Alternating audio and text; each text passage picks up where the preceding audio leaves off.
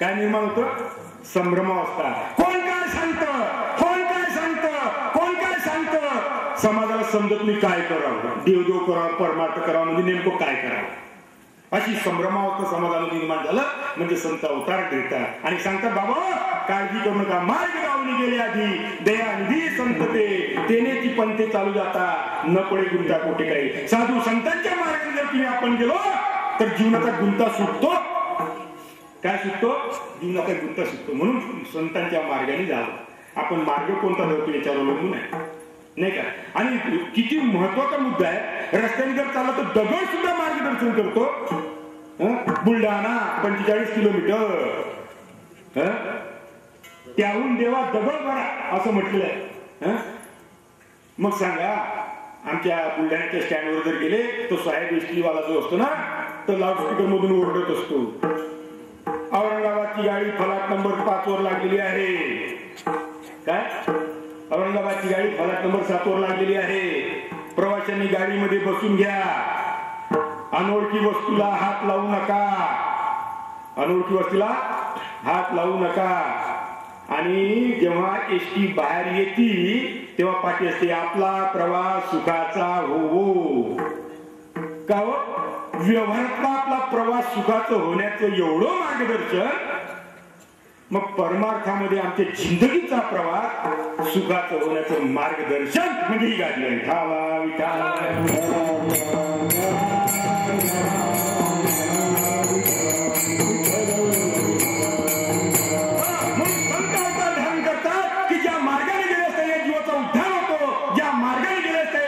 सार्थक होतं. त्या मार्गाचा जीर्णोद्धार करण्यासाठी संत अवतार धारण करतात आणि बाकीच्यांचं खंडन करतात. अतिशय कोणी मनावर घेण्याचं काही कारण नाही. आम्ही काही पाकिस्तानी नाहीये. लोकांना लगेच जोड जातो. सगळीकडेच तसं आहे बाबा. आम्ही त्या पाकिस्तानी आहे. देवाचेच नाव सांगतोय, काय काही दुसरी भावनामध्ये सांगतोय. पण काय अपप्रचार करून ठेवला काही समजत नाही. काय तर या ठिकाणी सांगायचा मुद्दा असा की संत महात्म्यांच्या मार्गावर जेव्हा आवरण येतं ते आवरण दूर करण्यासाठी संत महात्मे परत अवतार येतात आणि सांगतात बाबा या मार्गाने चला, तुम्हाला काही धोका नाही. आणि सर्वात महत्वाचा मुद्दा नरका होत पनैया नरका होत नरका कशी न होय. काय? पशु का होत पनैया नरका कशी न कुछ न होय. नर एक बार करनी करू नरका नारायण. जब आया तुम जगत में जगह से तुम रोवे ऐसी करनी कर चले तुम हसे जग रोवे. पण आमच्या करण्या अशा की तोंड पालत लोकांचा दिवस चांगला जात नाही. करनी करे फिर क्यों डरे करनी करके पछताए. अरे बीज लगाया बबूल का तो आम कहां से खाए लावतो. दामोटे दामोटे म्हणतात ना. आणि इच्छा करतो आंब्याची. कसं जमत नाही जमणार. करनी करे फिर क्यों डरे करनी करके पछताए. बीज लगाया बबूल का तो आम कहां से खाए. म्हणून या ठिकाणी अतिशय महत्वाचा मुद्दा आहे. मट्टी का है पुतला एक दिन मट्टी में मिल जाएगा. चिता के आग में तेरा तन बदल मिल जाएगा. न बाप बेटा होगा न बेटा बाप का होगा. न मंदिर की मीना होगी न मस्जिद का पता होगा. रहेगा नाम मालिक आखिर सबई फना होगा. मट्टी का है पुतला एक दिन मट्टी में मिल जाएगा. कई कार्य कई गेले आम्ही जाणार. हा देह काय जाणार आहे नाशिवंत देह जाणार. सकळ आयुष्य खातो काळ जाणार आणि आमचा काळ वाया चाललेला आहे. म्हणून या ठिकाणी लगबग केली पाहिजे परमार्थ. कधी कोणाचे 5 गेले, कोणाचे 25 गेले, कोणाचे 50 गेले. काय काही आले तसे गेले, आले तसे गेले. पण या नरदेहाचं सार्थक काही तरुण बालपण खेळण्यात गेले. ब्रह्मदेहाचे सार्थक नाही केले. अजून तरी सावध होय मुळा. संसार थोडा देह पाण्याचा बुलबुळा. लहानपणी गोट्या खेळ घोडे खेळ बालपण खेळण्यात गेले. तरुणपणी तुझ्या अंगी भरला ताठा. विषयासाठी शोधिशी 12 वाटा. पण पुढे आहे काळाचा सपाटा. अजून तरी सावध होय मुळा. संसार थोडा देह पाण्याचा बुलबुळा. म्हातारपणी तुझ्या अंगी भरला चळ. नाक गळकिळ दात खिळकिळ. नाकातून काय वाटत बघताशे.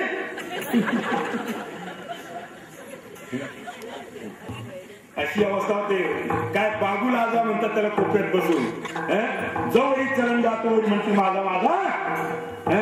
जोपर्यंत चांगला आहे तोपर्यंत चांगला आहे. पण एक वेळा याचं हे झालं बस त्याला कुठले ठिकाण असते माहिती आहे सर्वांना. आपल्याकडे काय म्हणतात त्याला. नाही गोठा, म्हाताऱ्यांना जागा गोठ्या. एवढे कष्ट केले, मुलाबाळांना सांभाळलं, मोठं केलं आणि त्याने जागा कोणती दाखवली? गोठा. कुणाचे माय बाप, कुणाचे माय बाप,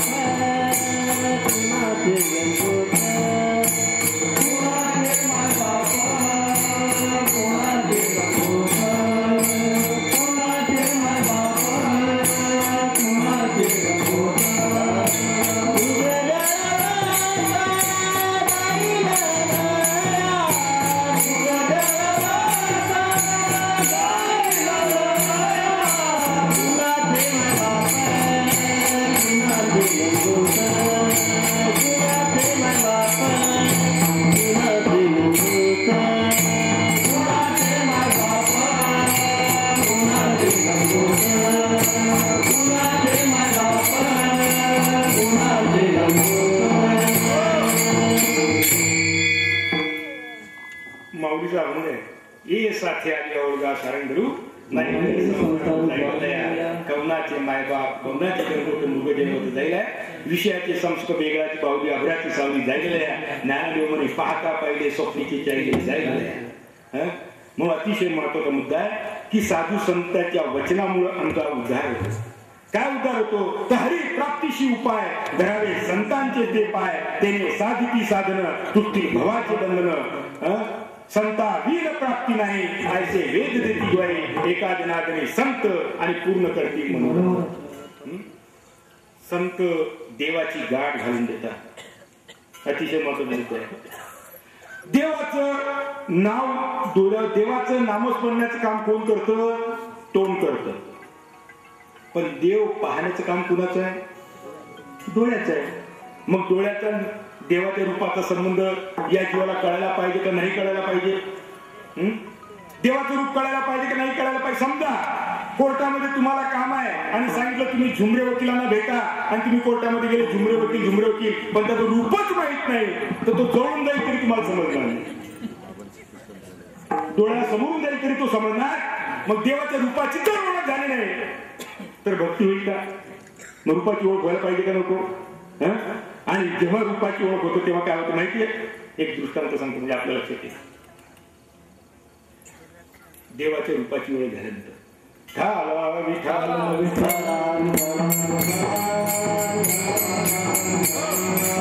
देखता है वो बोलता नहीं, जो बोलता है वो देखता नहीं. जो बोलता है वो देखता नहीं, जो देखता है वो बोलता नहीं. सर्वांना एक दृष्टांत माहिती आहे की एक खाटी एका गाईच्या पाठीमागे लागला आणि एक महात्मा झाडाखाली बसलेला होता.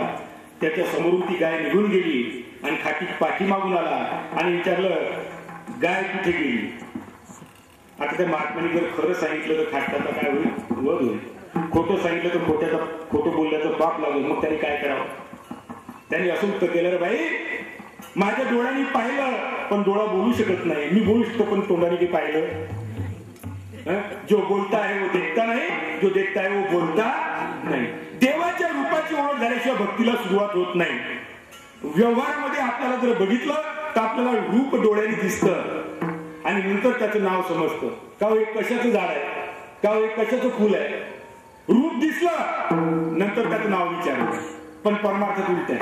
पहिले देवाच्या नामस्मरणाची ओळख आणि मग रूपाची ओळख. ठाला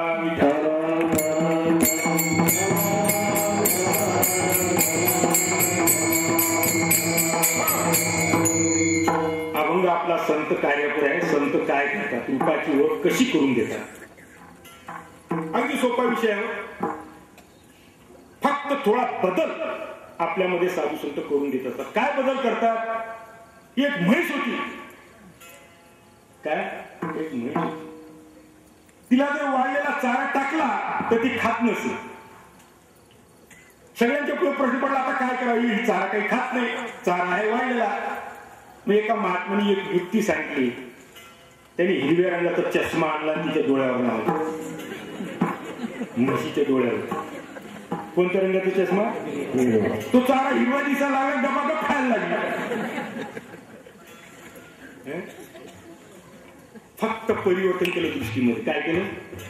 आणि इथे आम्हाला तीच गरज आहे. ठाला विठाला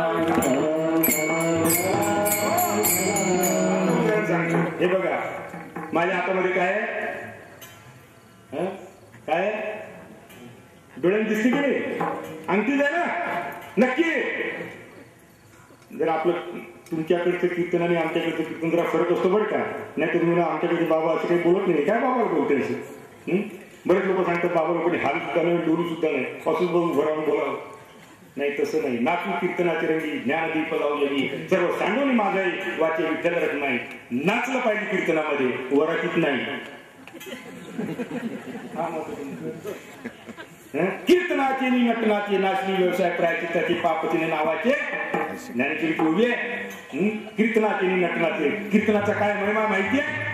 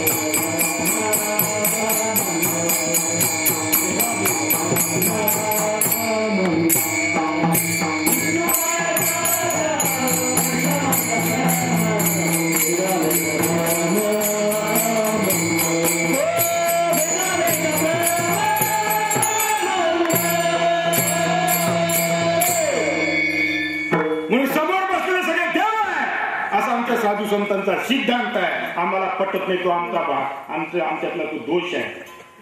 तोंड वाचून म्हणतो भरला घनदाट, दिसत नाही तो कोणाचा फळ आहे. मात्र तसंच आहे, मात्र तसंच. आणि त्यालाच भक्ती, त्यालाच परिवर्तन म्हणतात. दुसरं कुठं जायचं नाही विरोध करायला. जे जे भेटे भूत ते मानिले भगवान, हाच भक्ती योग निश्चित जाणं माझा. आणि हे जर करत नसाल बाकी किती काही केलं तरी उपयोगाचं. ज्ञानेश्वरी भगवद्गीताच्या मतानुसार आम्हाला देवदेव परमार्थ भक्ती करायची आहे. तुम्हाला काय वाटतं, मला काय वाटतं ते तिकडेच वाटून टाकायचं आपल्याला जे वाटतं ते. तुमच्या आमच्या मताला काय? साधू संत कशाला भक्ती म्हणतात? ती भक्ती समजून घेण्यासाठी हा मंडप आहे. म्हणून याला वैष्णव मेळावा म्हणतात. पण एक आहे, सूर्य निघाल्यानंतर सगळ्या जगाला आनंद होतो. पण एक प्राणी आहे, घुबड नावाचा पक्षी आहे, त्याला मात्र दुःख होत. तो म्हणतो त्याला अंधारच आवडतो, त्याला प्रकाश सहन होत. जेव्हा सत्य भक्तीचा उदय समाजामध्ये होतो तर काही गुबड्याच्या कीर्तनाला नाही सहन. ठाला विठाला विठाला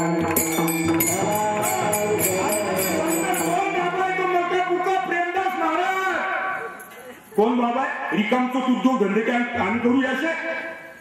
ज्ञान उघडा ज्ञानेश्वरी, ज्ञानेश्वरी उघडा, भागवत उघडा, सगळ्या अध्यात्म ग्रंथ उघडा.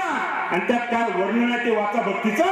आणि ते भक्तीचं वर्णन, भक्तीचं लक्षण या ठिकाणी आहे.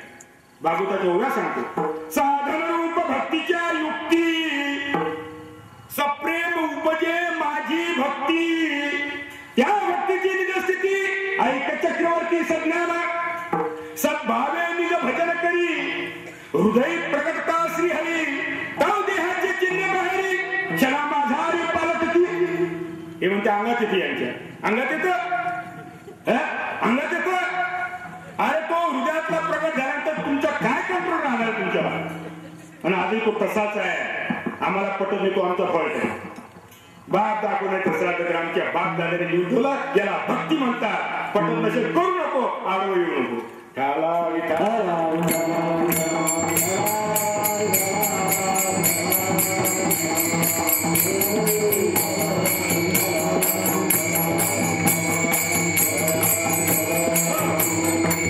परिवर्तन आमचे साधू संत महात्मे करतात बाबा की माता भगिनीच्या अंगामध्ये आत्माच आहे आणि माणसाच्या अंगामध्ये आत्माच आहे. आणि आत्माच देव काय? मुद्रा ती 5वी लावून घ्या लक्ष. तो आत्मा एक का नाही. आम्ही हरिपाठ म्हणतो ज्ञानदेवा प्रमाण आत्मा हा निधान. असं नाडीला हात लावून निधान काढतात. तसं साधू संतांनी सगळ्या शास्त्राचं निधान काढलं. ज्ञानदेवाप्रमाणे आत्मा हा निधान आणि सर्व गती पूर्ण एक नांदे. सर्वांचा आत्मा एक आहे. आत्मा आत्मी भेद नाही. आत्मा एक आहे. पंचमहाभूताचे देह सर्वांचे सारखे, फक्त कर्म प्रत्येकाचं व्हायला नाही. कुणाचं कर्म कसं, कुणाचं कर्म कसं नाही का. अतिशय महत्वाचा मुद्दा आहे. म्हणून देव काळ्या पाण्यावर गेला नाही, देव फासावर गेला नाही. आधी आहे तसाच आहे, फक्त आम्हाला रीत माहित नाही. काय माहित नाही? रीत माहिती. आणि जर रीत माहिती पडली तर ठाईच बैसोनी करावे कशित.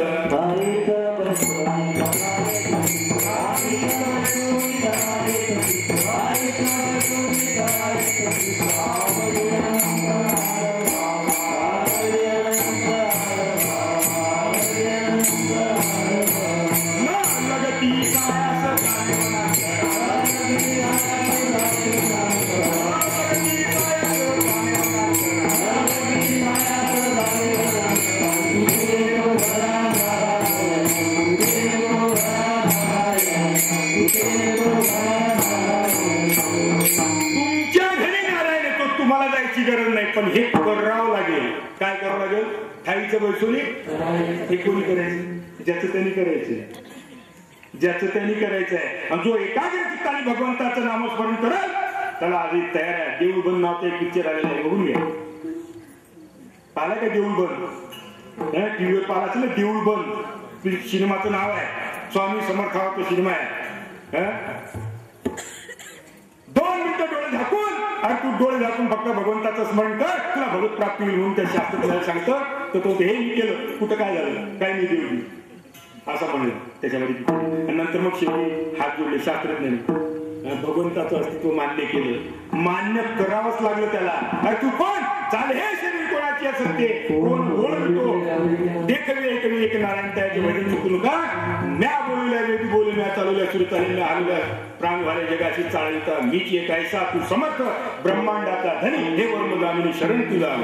आणि म्हणून मी तुला शरण आलो, कारण भगवंताच्या शरणागतीशिवाय या जीवाचा उद्धार होत नाही. आणि हे शरणागतीची रीत संत महात्मे समाजाला देतात. म्हणून ते म्हणतात, तुम्ही संत माय बाप कृपावंत, कायमी पतित कीर्तिवान, अवतार तुम्हा धराया कारण उद्धराया जननी.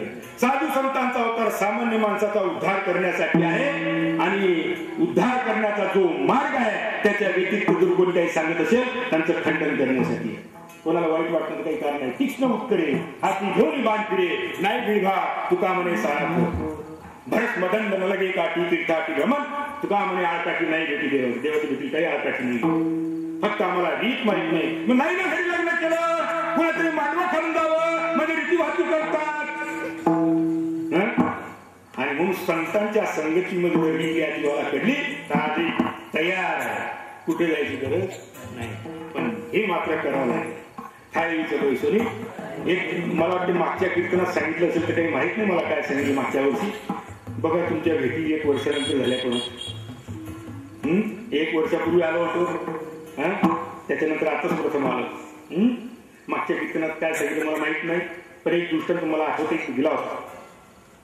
एका ठिकाणी कीर्तनाला गेलो आम्ही, सांगितलं ते कीर्तनामध्ये. कीर्तनाला टाइम होता. एक माळकरी बाबा आले, म्हणे बाबा आमच्याकडे चहाला चला. काय नाही चहाला चला. म्हणजे ठीक आहे बाबा, कीर्तनाला बराच टाइम आहे, पण मी बिगर माळकऱ्याकडे जात नाही चहाला. नाही म्हणे का बाबा माळ्यात नाही काय असं काय करतो. म्हणजे ठीक आहे, माळ असेल तेच विचारायचं.